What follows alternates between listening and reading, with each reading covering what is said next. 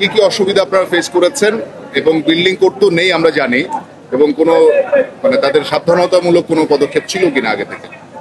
আপনাদেরকে ধন্যবাদ। আমরা আজকে 4:42 সময় আমরা খবর পাই যে রহমতগঞ্জের এদিকে পুরানো ঢাকার ডালপট্টিতে আগুন লেগেছে।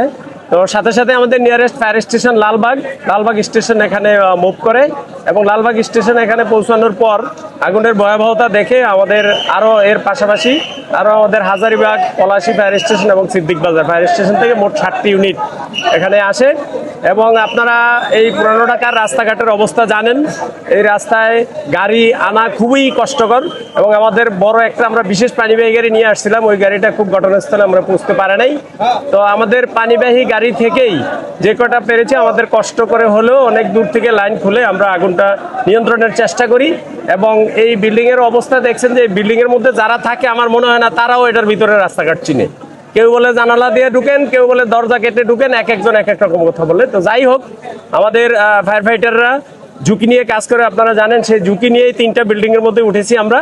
3টা বিল্ডিংয়ে উঠে আগুন আমরা নিয়ন্ত্রণের চেষ্টা করছি, এবং অনেক কষ্ট করে হলে আগুনটা আমরা নিয়ন্ত্রণে নিয়ে আসছি।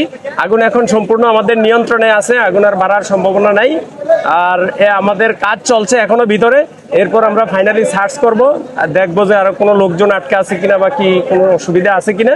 এটা করার পর আমরা আগুন নির্বাপন দিতে পারবো। কোনো হতাহত অথবা আগুনের সূত্রপাত আমরা এই পর্যন্ত কোনো হতাহতর খবর পাইনি। আর আগুনের সূত্রপাত এখনই বলা যাবে না, যেহেতু এখন আমরা কাজ করছি, কাজটা শেষ করে তারপর আমরা ওই লাইনে কাজ করব যে আগুন কিভাবে লাগতে পারে। আর এই ভবনগুলোর অবস্থা দেখছেন, এগুলা ভবনের কোনো শ্রেণীর মধ্যেই পড়ে না। তো যাই হোক, কিছু টিন, কিছু পাকা, কিছু সেমি পাকা, তারপরে একটা থেকে আরেকটা যাওয়ার জন্য কাঠ দিয়ে সিঁড়ি, যেদিক দিয়ে এদিক এক বিল্ডিং থেকে আরেক বিল্ডিং এ জায়গায় সেই সিঁড়ির মধ্যেই আগুন ছিল। তো সেই জন্য অনেক ব্যাগ পেতে হয়েছে আগুনটার নিয়ন্ত্রণ ক্ষেত্রে। আমরা এখনো পর্যন্ত যেটা জানতে পেরেছি গোডাউন ছিল, আর এই পাশের যে বিল্ডিংটা একটা বিল্ডিং এর মধ্যে ওয়ার্কশপ ছিল, আর বাকিগুলোর মধ্যে সবই গোডাউন এই জাতীয় আর কি। জি,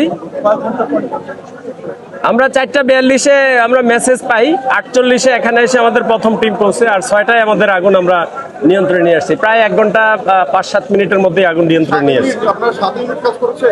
আমাদের 7টা ইউনিট আসছে, বাট 2টা ইউনিট স্ট্যান্ড বাই ছিল, 5টা কাজ করেছে। ভাই, বছরখানেক আগে আপনারা একটা ইন্টারভিউ নিয়েছিলাম যে এই পুরান ঢাকার যে ফায়ার সার্ভিসের গাড়ি আসার যে সংকট, তো বছরখানেক পর কি মনে হচ্ছে সেই সংকট এখন আছে? এই সংকট এখনো বিদ্যমান আছে, বাট আমরা চেষ্টা করে যাচ্ছি, আমরা গণসংযোগ করি, আমরা বিভিন্ন প্রচারণা চালাই, বাট এখানকার যে পরিবেশ বা ব্যবসার যে সিচুয়েশন, আমার মনে হয় না এরা খুব বেশি উন্নত হতে পারবে বা একটু ভালো করতে পারবে। ভিতরে কোনো দাহ্য পদার্থ ছিল কিনা? সবই তো দাহ্য পদার্থ। গোডাউন ছিল, ডালের গোডাউন, ব্যাগের গোডাউন, বিভিন্ন রকম প্লাস্টিকের গোডাউন। ঠিক আছে, আপনার নাম? আমি মোহাম্মদ সালেউদ্দিন, উপপরিচালক, ঢাকা বিভাগ, ঢাকা।